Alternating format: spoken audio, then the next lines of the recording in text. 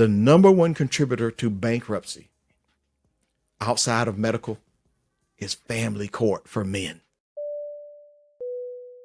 You want to know one thing that shook me to my core, a video that I made and the reaction to it? It was the one where I told men to get a DNA test for their children. Like, the reaction from that, from the women specifically, like some of the ladies were like, yeah, no, for sure, because I ain't got nothing to hide. But most of them were like,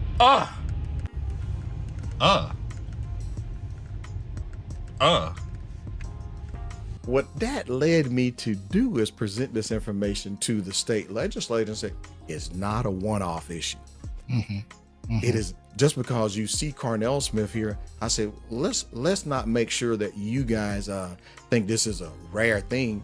I invited paternity fraud victims and their families from the military, police officers, attorneys. I met 5 pastors who were paternity fraud victims from their wives.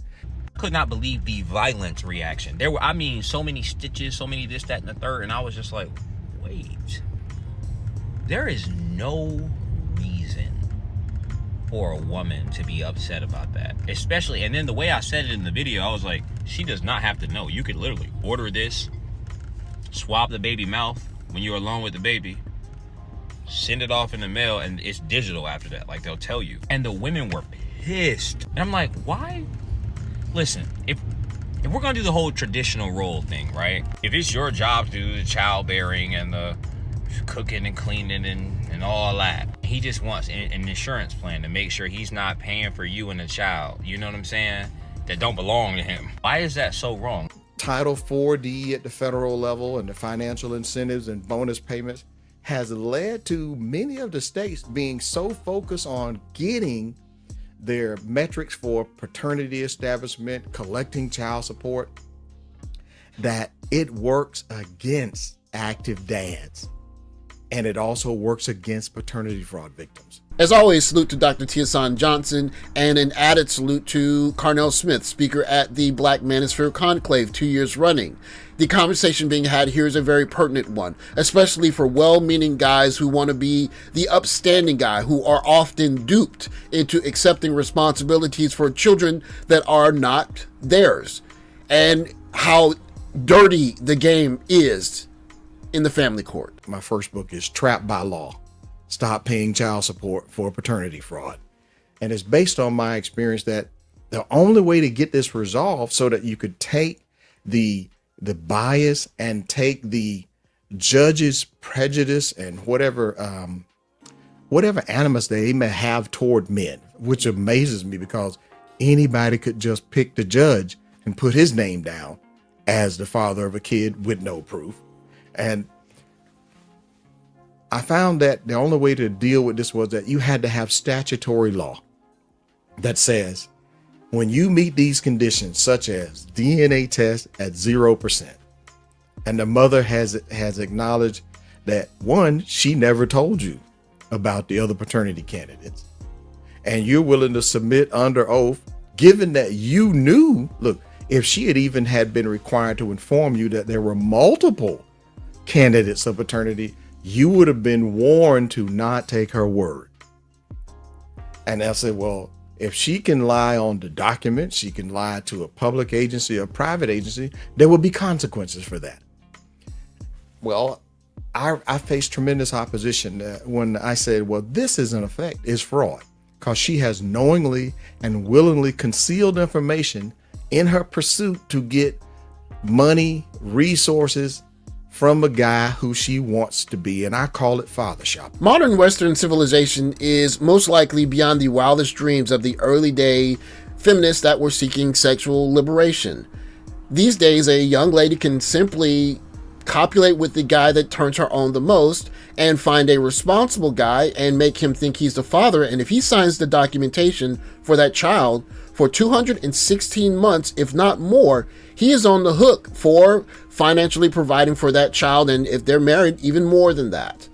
And not only has it been crazy like this for so long that many guys are making a responsible choice and trying to push back against the system, but it's been so crazy for so long that it's become entertainment. And you know exactly what entertainment I'm talking about. And this is a picture of Sabrina at her high school prom with the love of her life, a man named Andrew. You're positive he's the father.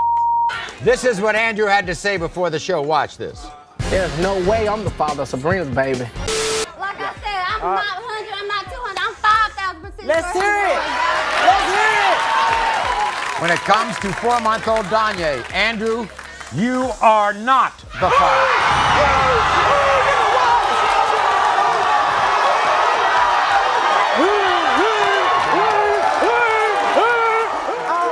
Maury Povich showed us not only how detrimental the family court is to men's freedom, but it showed us how many women were 1,000% sure he was the father when he wasn't. In her pursuit to get money, resources from a guy who she wants to be, and I call it father shopping.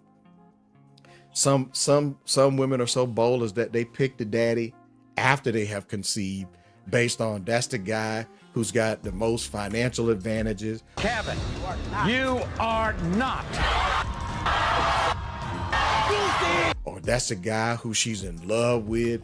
You know, like you might be the good guy. However, she might be out in the streets with Chad Roan and Pookie. Yeah. Well, if she gets pregnant by the guy that works at the local grocery store, but she's also dealing with an NFL player, who you think she's gonna list down as the father? And look, and I've had clients who were that NFL player that, guess what? And I helped that guy win his case, proving paternity fraud. 2-year-old Serenity, Alfonso, you are not.